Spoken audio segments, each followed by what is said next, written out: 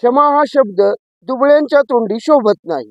दुबळ्यांची क्षमा म्हणजे आपली लाचारी, हतबलता झाकण्यासाठी दुबळ्यांनी पांघरलेला ढोंगीपणाचा बुरखा असतो. असा ढोंगीपणाचा बुरखा पांघरून युधिष्ठिर, धर्मराजा युधिष्ठिर जन्मभर वावरला.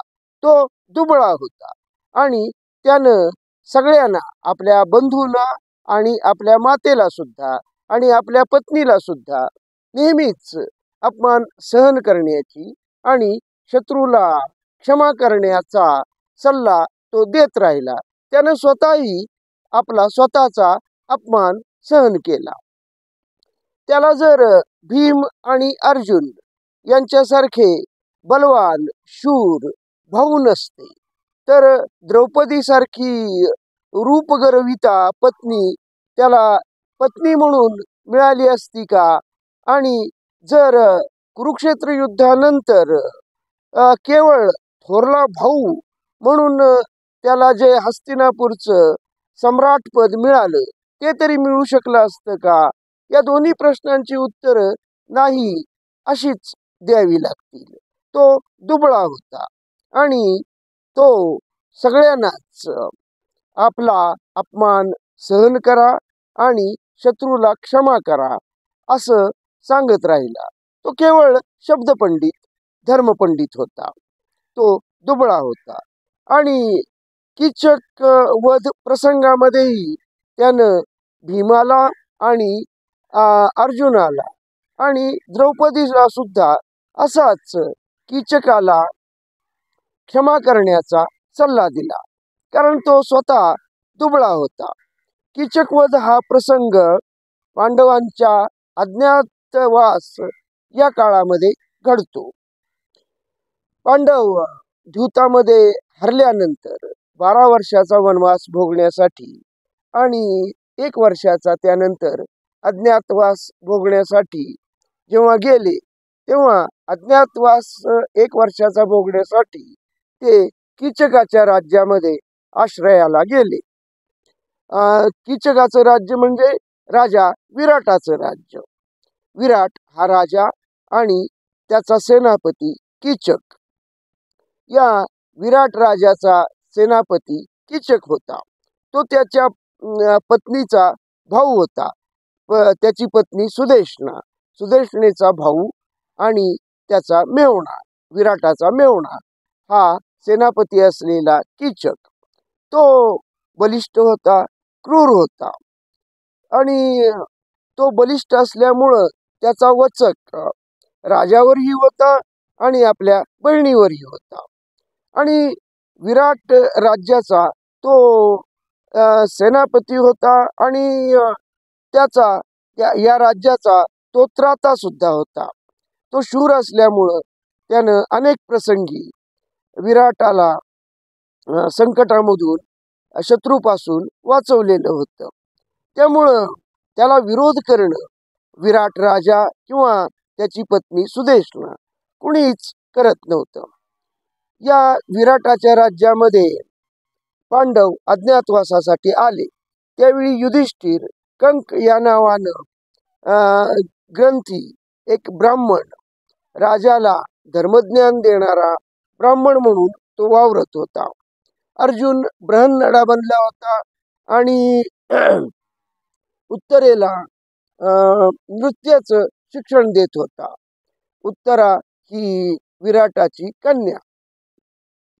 भीम बल्लव आचारी बनून स्वयंपाक्याचं काम करत होता आणि नकुल सहदेव घोड्यांच्या पागेमध्ये सेवक म्हणून काम करत होते.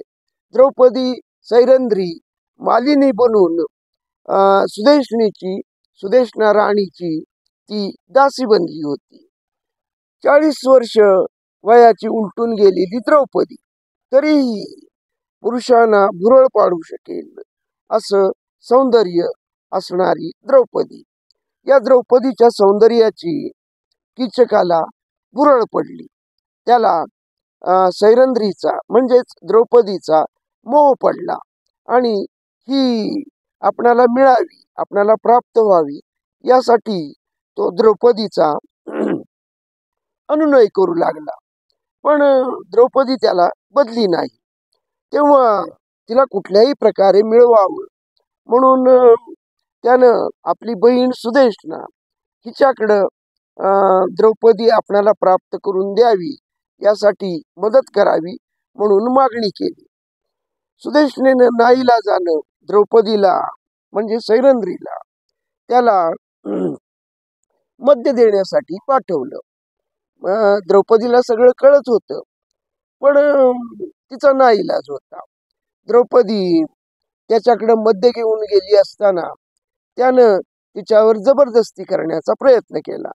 तेव्हा तिनं आरडाओरडा केला आणि ती पळत पळत मदतीसाठी सुदेशनेकडे आली. पण सुदेशना तिची मदत करू शकत नव्हती. तेव्हा ती द्रौपदी पळत पळत राजदरबारामध्ये आली आणि राजदरबारामध्ये येऊन तिनं विराट राजाकडं मदतीची याचना केली. पण तिच्या पाठीमागून पळत आलेला कीचक तिला तिथंच दरबारात भर दरबारामध्ये त्यानं तिला हाताला धरून ओढली आणि तिथंच लाथाबुक्क्यांनी तिला मारहाण सुद्धा केली. आणि हे सगळं बघत असलेला विराट राजा फक्त कीचकाला एवढंच म्हणाला की हे तुझ्या पदाला शोभत नाही. आणि द्रौपदीचा पती असलेला युधिष्ठिर कंक ब्राह्मण तो म्हणाला की द्रौपदीनं या प्रसंगी कीचकाला क्षमा करावी, भीमानंही त्याला क्षमा करावी असाच त्यानं भीमाला सल्ला दिला. पण अपमान सहन करणं, एका मर्यादेबाहेर सहन करणं हे भीमाला किंवा द्रौपदीला शक्य नव्हतं. आणि युधिष्ठिर कोणता पती आपल्या पत्नीला भरपूर लाथाबुक्क्यांनी मारहाण करत आहे आणि तिनं ती सहन करावी आणि त्याला त्या पुरुषाला क्षमा करावी असा सल्ला देईल. पण युधिष्ठिर असा सल्ला देण्यास अगदी या बाबतीत तो वाकबगार होता, कारण तो दुबळा होता, लाचार होता. पण भीम कधीच लाचारीचं आयुष्य जगणं मान्य करणारा नव्हता. अर्जुनही तसा लाचारीचं आयुष्य झुगारून देणारा होता.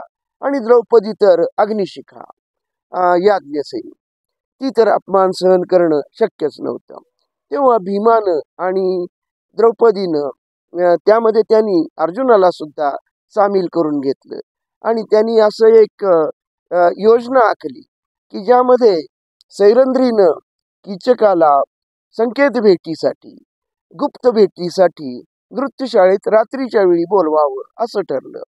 तिथं नृत्यशाळेमध्ये लपून बसून भीम त्यांची वाट बघेल आणि अर्जुन मृदंग वाजवून असा एवढा मोठा आवाज करेल की कीचक आणि भीम यांचं मल्लयुद्ध सुरू झाल्यानंतर ज्यावेळी कीचकाचे आवाज, यांच्या युद्धाचे आवाज येतील, ते आवाज कुणाच्याच कानी पडणार नाहीत, अशी ही योजना आखली जाते.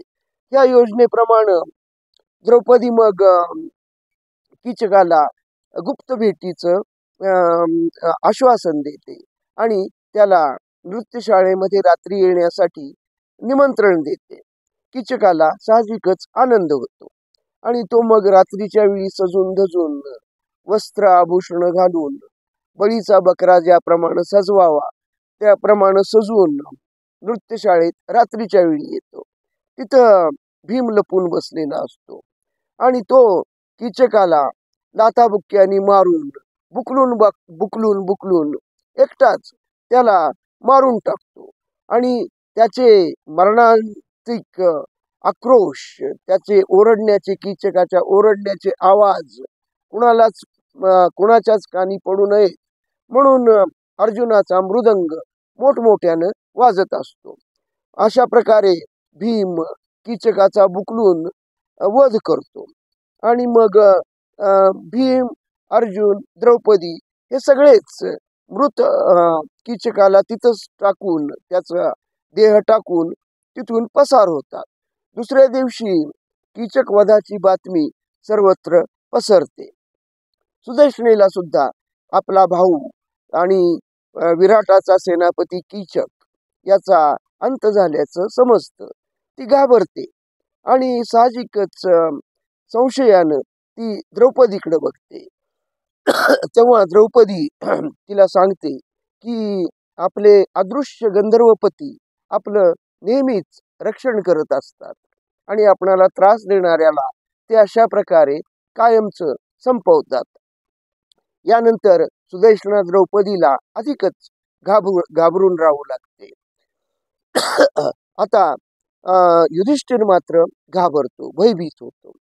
त्याच्या लक्षात येतं की कीचक वधाची ही बातमी जरी गंधर्वानी त्याचा वध केला असं सुदेष्णा आणि विराट राजा मान्य केला, यांनी मान्य केलं, तरी ही कुणाला मान्य होण्यासारखी घटना नाही.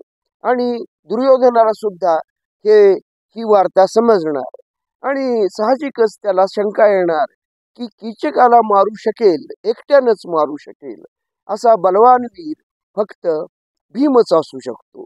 त्यामुळं आपल्या गुप्त राहण्याचा ठिकाणा आता कौरवांना समजणार. आपलं अज्ञातवासाचे दिवस आता संपत आले आहे.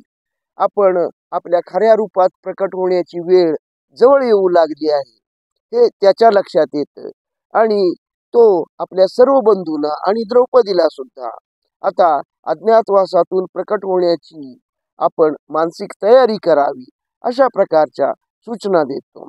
कीचक वध घटनेनं पांडवांच्या अज्ञातवासाच्या शेवटाची नांदी होते, एवढं मात्र खरं. धन्यवाद.